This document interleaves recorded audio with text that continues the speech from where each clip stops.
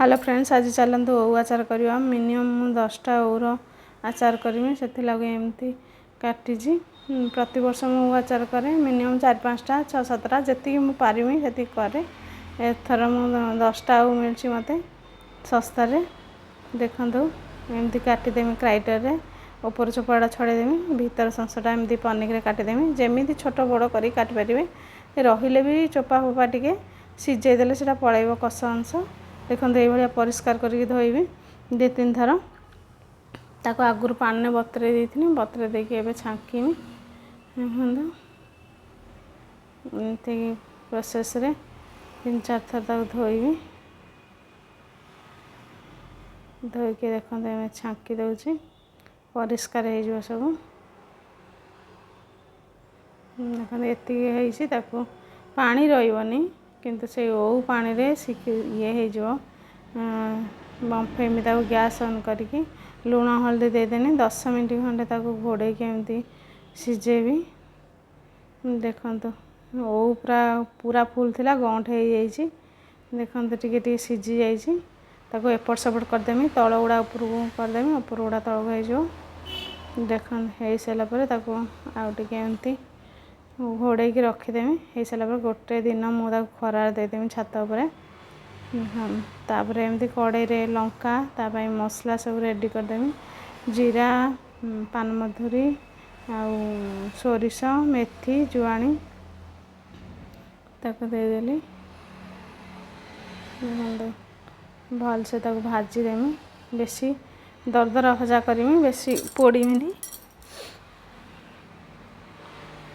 टिके फुटी आलानी देखो होगला काढ़ीदेमी। लंका नासिकी सब बाहर करके मसला को ठंडा करमी ना ग्राइंडर रे ऊपर रबर बाहर जो।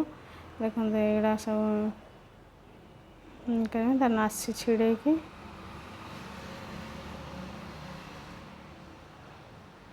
नासी छिड़ेदेमी। हो सारापर ओऊ को रखी देखो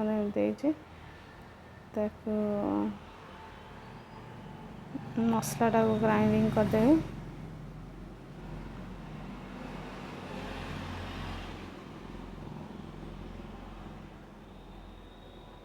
मसलाटा को देखो पूरा मिही करनी टिके छाड़ी दरदरा हो गुड़टा पाग करी। गुड़ाटा को काटिदेवी एटा खाली खोली होनी।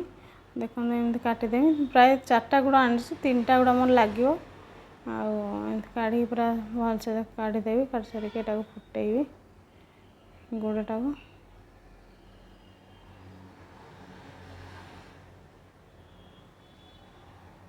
पूरा गुड़टा फुटी सारा पर लुण आती मसला करी ताको देवी। बेसी मसलाटा को गरम करी टिके घांटी गुंडा देवी। तापर टिके विनेगार देवी बालांस रखापी।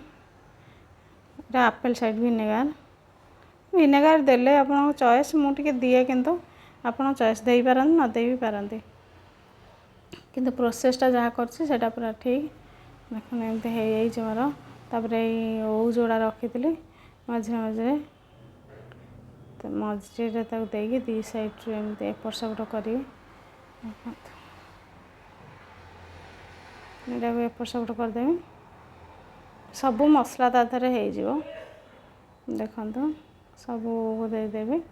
दे सारापर एति मोर हो मिनिमम 10टा ओऊर आचार गोटे एति कमी जा सुखीगला गोटा ना। देखो गोटे डबारे जार जमती रखिपारे ताको मिनिमम आसे कि 2 मास खंडे छाड़ीदेवे सेमती। मझे मझे टे खरा देले भी चलियो। तापर तेल गरम करी तेल हेंगू गरम कर देइथिली गरम करके रखी। देखो कि सुंदर है ठंडा होला पर